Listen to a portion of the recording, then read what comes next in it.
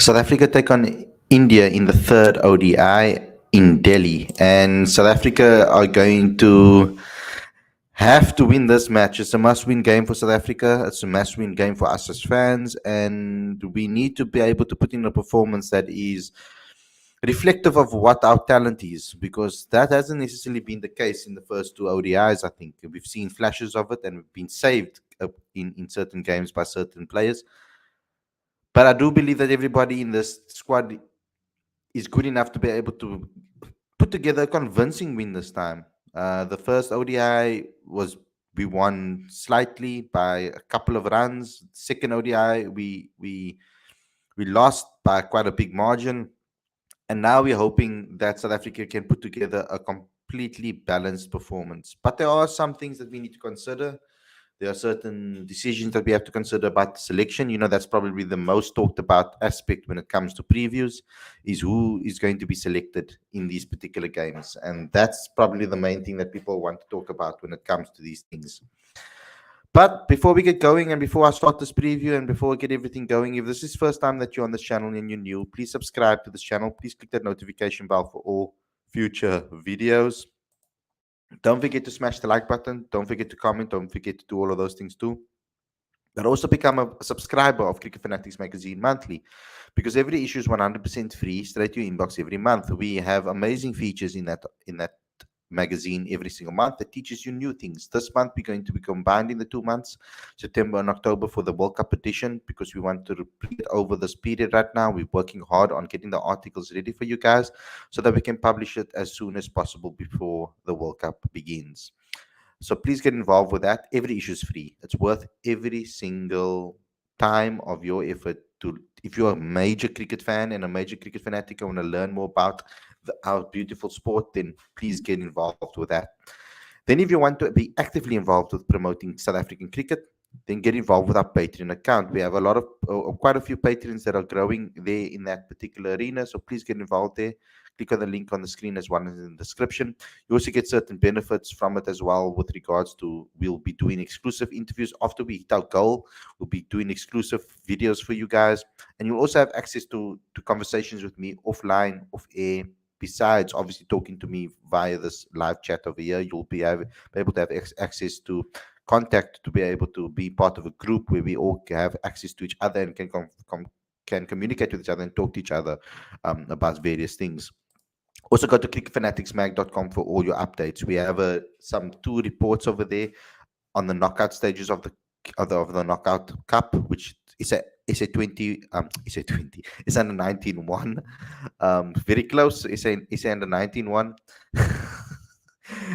Which was phenomenal actually to see that has happened. Well done to Shukri and the boys for pulling off such an amazing victory, and the captain George van Heerden for being obviously the man of the match in that particular match. One of the top performers in that match. Matthew Post also was excellent throughout the tournament. Second highest run scorer, I think, and second highest wicket taker throughout the tournament. So it's very cool to see that. I will try to get some of these under-19 boys on the show after this ODIs are done, so that we can have a conversation with them and see what the tournament was like and what the experience was like. But let's get straight into today's preview show. Looking forward to discussing it and seeing what you guys have to say in the live chat too.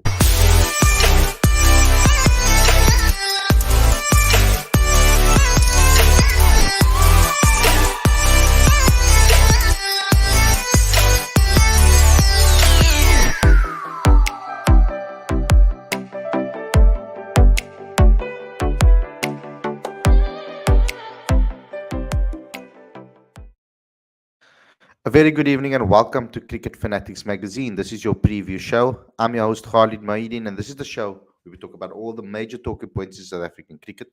And in particular, we're talking about the third ODI between South Africa and India, which will be taking place in Delhi. So what do we need to know? The series is level. That's something that we need to know at the moment, and South Africa need this victory. It's very important for Super League points that we get this victory. South Africa are not in the greatest of spaces currently. Yes, we've only played 15 matches, but we've only accumulated 59 points.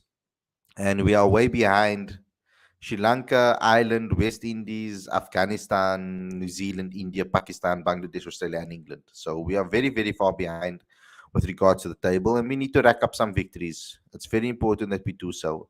For India, the victory is not as important, I would say, particularly because they've already qualified, being that the World Cup is in India. So it's not a major train smash for them. I feel that they actually got everything that they needed out of the series already. If you look at the way things have panned out, they got to play a second string team, players that are on the fringe. They got an opportunity to play those guys and get them some game time to show what they are capable of.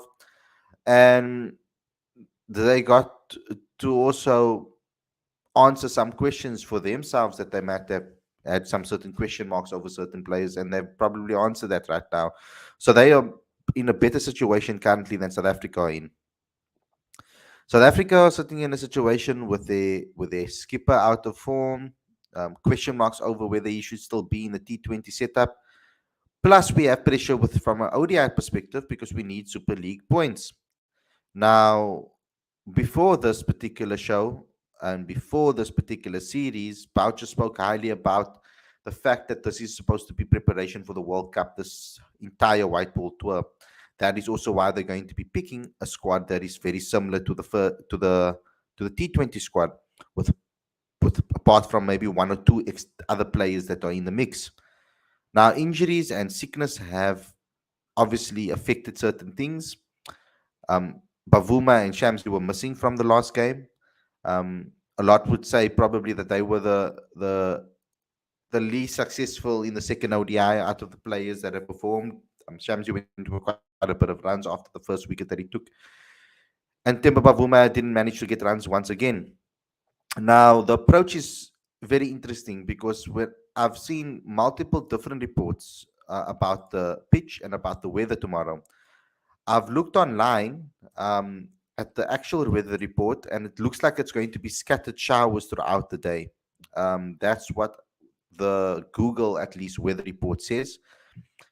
Then I've seen a weather report on ESPN Cricinfo, of course, giving some talk about the ground and the pitch conditions. And in Fidos's forecast, she says that the forecast is slightly improved for Tuesday, with a chance of the rain falling from 40% in the morning to around 15% later. And both are going to end up with a reduced match, and that's her prediction for the game with regards to that. Then I saw another report that told me, I think it is a India Stats site, that was speaking about there being no rain tomorrow. So that is another that was another report that we got. So at the moment, I'm going to be taking the majority rule here and say that that they are going to be scattered showers, and we might see a chance of this game being reduced. That's the one thing that we need to know. Second of all, what is the ground like? From what I've heard and from what I've read, it seems to be a good pitch for batting, and it also seems to be a type of pitch, a smaller ground. So players like the big hitters will obviously love that and cherish that. So Raj Campbell telling me over here that the average score in Delhi is 230. Only two times teams have scored over 300 there at Delhi. So that gives a different perspective and narrative again, once again there. The question mark is going to be over South Africa and their two spinners, I think, within this lineup. Let's not get to the batting department yet on what I want to do there. But I think the two spinners debacle is going to be a problem. I do believe that our seamers, especially Anik Nokia, need some rhythm under his belt. He never bowled really well in the last match, and he hasn't necessarily looked up to his best. So I would try to play all of our seamers tomorrow. I would want Lungi, KG, and Andik to play. Give it all three of them some time under the game belt, under their belts, and try to forge a good trio over there and combination, so that they can have the best possible ability to try and bowl India out, because India seems to be coping with our spin quite easily. Once they find once they work out the spinner and their consistency, it's overs from them. They seem to be reading them like a book. Especially Ishan Kishan, I feel he was particularly extraordinary against the spin, and it just shows us that maybe that's not a good idea to play with him with two spinners against him. The next point is if Temba Bavuma is going to be available or not. And what are we going to do with the lineup if he is fit? Okay, so I can maybe give you an insight into what I would probably do. At the moment, seeing that we're looking at the T20 World Cup, the logical thing will be to do is to play a T20 lineup. But that would mean that someone like Malan will get dropped, which I think is a little bit harsh. He was brought into this team for the ODI specifically, so I think he deserves all three games. I would consider rather dropping Quinny for this particular match to give him 150 over game break and let him go into the warm ups to focus on T20 cricket and play Bavuma rather than dropping Yanaman, if that is the case. What would be the fair thing to do would be to play everybody that is currently in form. That would be the fair thing to do. So that would mean that Timba doesn't get a position, Riza plays, Quinny plays, as well as Yanaman plays, and then you'll have your Hendrik Klaassen, your David Millers, and etc. to play, Aiden Markham as well to play as well. That would be the smart thing to do. That would be the not the smart thing, the fair thing to do. Now, looking at it, we need the points. So we need to win this match. So we can't be playing around with certain things and testing things, I think, in this final match. If we won the first two matches, then I would understand. So I would go with the same 11. If Timba's fit or not, I would go with the same 11 and try and go and win this match and give our give us ourselves the best chance to win this match. Um, I don't think that Riza deserves to be dropped. He proved himself again. He doesn't need to prove himself anymore, I think. I think Aiden Markram is in good form at the moment, and I think we should continue this confidence because I think another good or decent knock in another ODI will do the world of good for him in the going into the T20s. When it comes to David Miller, I think David Miller is probably the only person that I would consider maybe resting if I had to choose someone to rest. David's been in exceptional form. David's been brilliant. And this is nothing against David Miller. But I do think that if we want to give people chances to get back into form, then maybe we need to sacrifice one of our form players. But I don't think that that's a good decision if we want to try to win this match. Hendrik Klaassen's in good form too. And I think that deserves another opportunity too. So I'm going to rather go with trying to keep with kind of the similar type of team. Can you please not spam in the comments? I will try to get to your comment. I'm gonna ban you, time you out. I mean, SS98. I've been telling you this for how long already to not spam the comments. I don't understand what you're trying to achieve with that. I'm not gonna want to read your comment more the more times you say it in the comment section. Actually, I'm gonna be irritated and not want to read it after you do that. Let's get into into the live chat and see what you guys have to say. I'm gonna start at the top, guys. So if you can just hold off on some of the comments for about 5, about a minute or so that I can get to all of them and try to get to all of them. Lawrence saying must win game, Khalid. We need about 3 wins out of 6 games to qualify automatically. I'd say 4 just to give us some margin for error. So we can't afford a loss tomorrow. We can't. Who replaces Pavuma tomorrow? I've explained that already on what I think should be happening. In terms of changes that I make, I won't play 2 spinners against India. They murder the spin, so I would take out Bjorn and bring in Janssen and Lungi in for Nokia or KG, maybe. Okay, that's an interesting one over there. Khalid, please call Temba and Boucher and threaten them to stop playing 2 spinners against India. It doesn't really matter what I do or what I say. That's not going to really make a difference. I don't think Mark Boucher is going to listen to me. But you're right. I do agree with you that the 2 spinners against India looks both times has been our downfall. I think that in the first match, I think Keshav went for quite a bit in the T20s. Second match, the second match, I think some of the guys struggled as well. I can't remember all the T20s that happened, but in the ODI specifically, Keshav,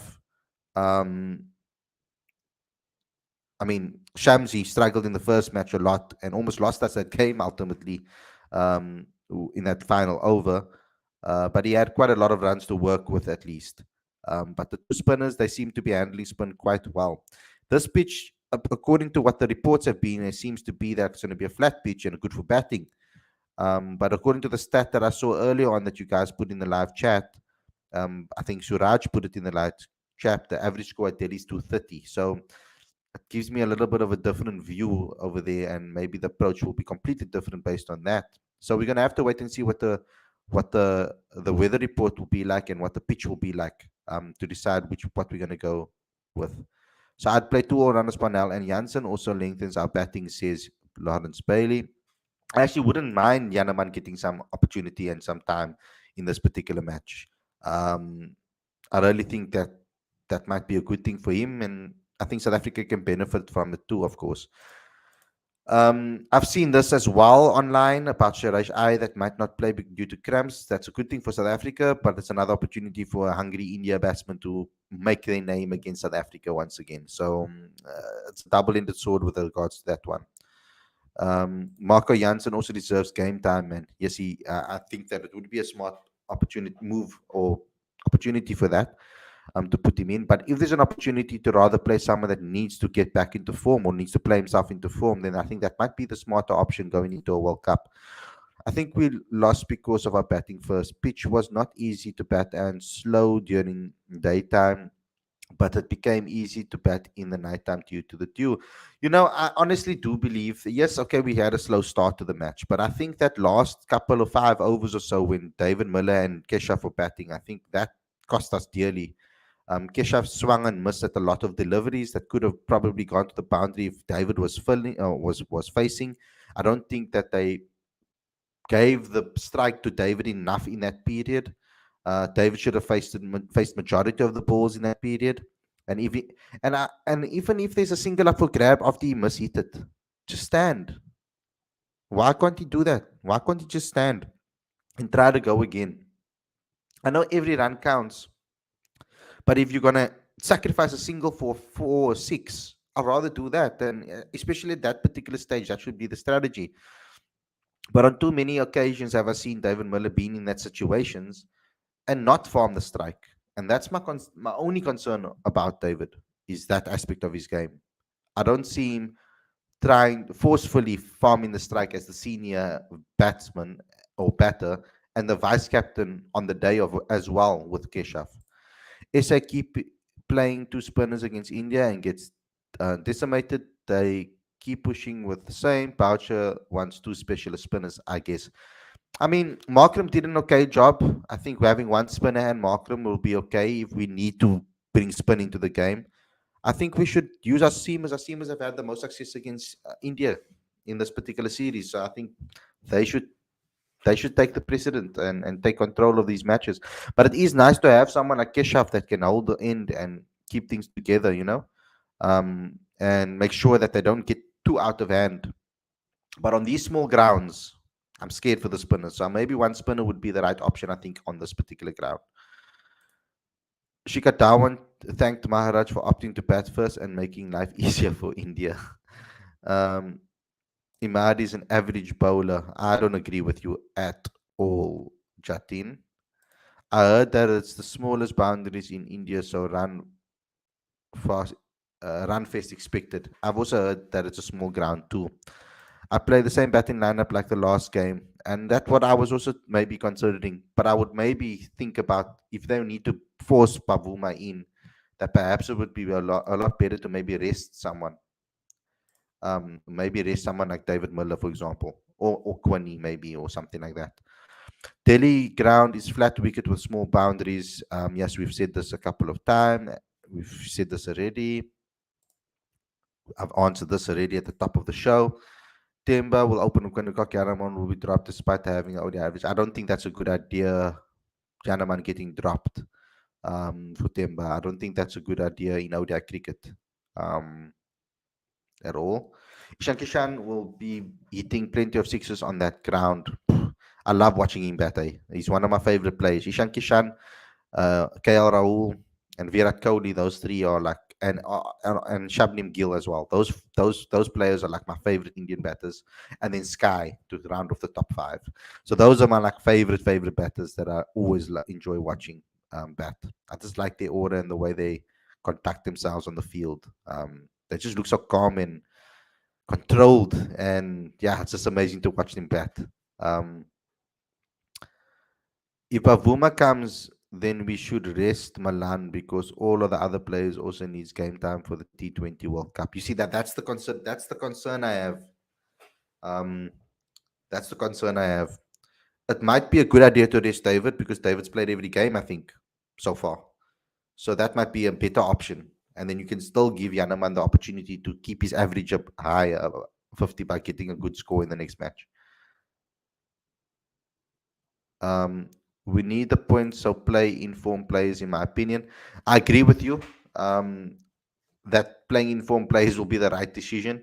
But if they do decide to bring Bavuma back, that's got the question of who's going to be, who is he going to place is going to be the question.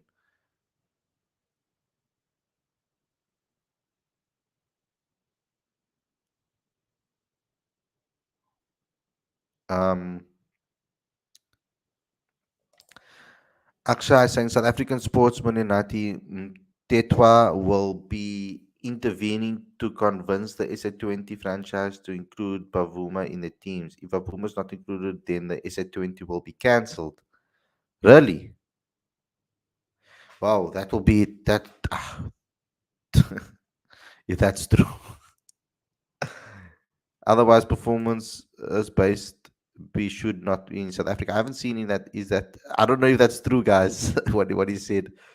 We said 20 league should be free from political interference, but that's what we were told, that it will be free of that it won't be, and we were okay with that. I mean, I was fine with the fact that that was going to be the case. Um, but I never heard anything on that story. If I do hear that, I will let you guys know if it's true. Khalid agreed. Keshav is quite intelligent, so it was surprising to see him not try to rotate strike and give to Muller. Yes, it was crazy to me to see him going there at one end with his eye not in on a pitch that you need your eye to be in. Every single batter over there yesterday, or whenever the match was played, I forgot. Every single was it yesterday? I think every single player, that every single batter that batted took a couple of balls to get their eyes in first, and Keshav came out swinging off off the first ball. So I don't think it was very smart cricket in those last 5, 6 overs. I think it was poor.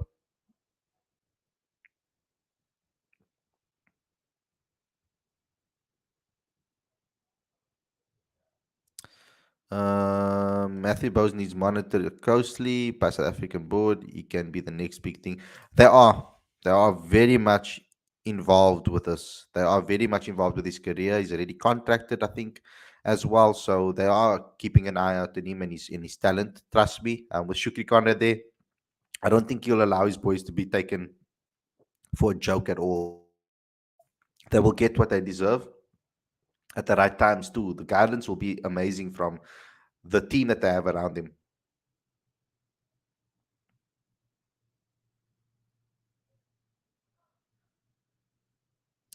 Uh, Yanaman a bit out of form. Yanaman is a bit out of form currently, but like I mean, it happens. I mean, you have an average of 50. He was always going to struggle a little bit in India. I felt. I think that it's more beneficial to South Africa if he gets another game, because I think he'll learn a lot about these conditions, and for the future of South African cricket, to have a full series in India under your belt is really important for players' development, especially someone like Yanaman, who looks a lot more calm against calm against the spin. I would say he might not be convincing yet, but lot more. He looked a lot more assured than he did in previous times. He's committing at least to something. It might be the wrong shot selection at some points, but at least he's committing fully and not being tentative. But I would like to see him play again, and I think it's important for him and his future. I don't think that's true, Lafala, though I doubt it. I don't think it's true either. Russell needs to be included in limited overs as well. He just is 32. He's just 32 and can give crucial years to SA. Mr. Cricket debuted at age of 30 and was important figure for Australia. In T20 cricket, I'm happy with Riley Russell being there. In ODI cricket, I think I would go with a lot younger, because we need to build a team, I think, in ODI cricket, a proper, strong future team that can play for the next 5 6 years, I think. If that's true, franchise players will pack their bags and go home. I don't think it's true, guys. I didn't see anything in the news. I never saw anything in the news. I would have known about it if it is. I'm sure of it. Someone would have messaged me about it. Market could come in the middle overs, but I haven't seen that happening. Rija should be in T20 squad. He's been consistent throughout. He is in the T20 squad. He should be in the T20 11. That's what should happen. He is in the T20 squad. He should just be in the T20 11. Since the England series will be clashing with the SA20, are we going to see a Proteas B side? In my opinion, our country comes first. Our country should come first, and that was a concern for me as well. But we might get a little bit lucky, if two teams make it into the final that maybe don't have a lot of Proteas ODI players. So we might get a little bit lucky, and then we'll still be able to play a full strength team. But I'm sure that they'll take country over SA20. I'm hoping that that would be the case. That will also tell us the who has the power in our cricket. Lichle says, I wonder if Enoch has had conversation with Previs considering that he's back in the country. That guy is a generational talent. He must make his debut this summer. I'm sure that the people have been in touch with Dewald quite often. I'm going to try to do a catch up session with him very soon to see how he's doing and how everything's been. He's been away from South Africa for a while. I would like to actually catch up with him. So maybe I'll try to do that at some point to see how he's doing. I do miss the lad on the channel to chat to him, and I would like to hear his experiences. Khalid, Riza for sure is in the form of his life. He was striking the ball exceptionally well yesterday. Riza must be included in the playing 11, 100%. Agree. Believe SA are better. Sorry, I believe SA are better short. I think they can add an extra batsman and use Markram as a bowling option, especially since Bafuma is out of form. Other reason why SA could not score in the last match.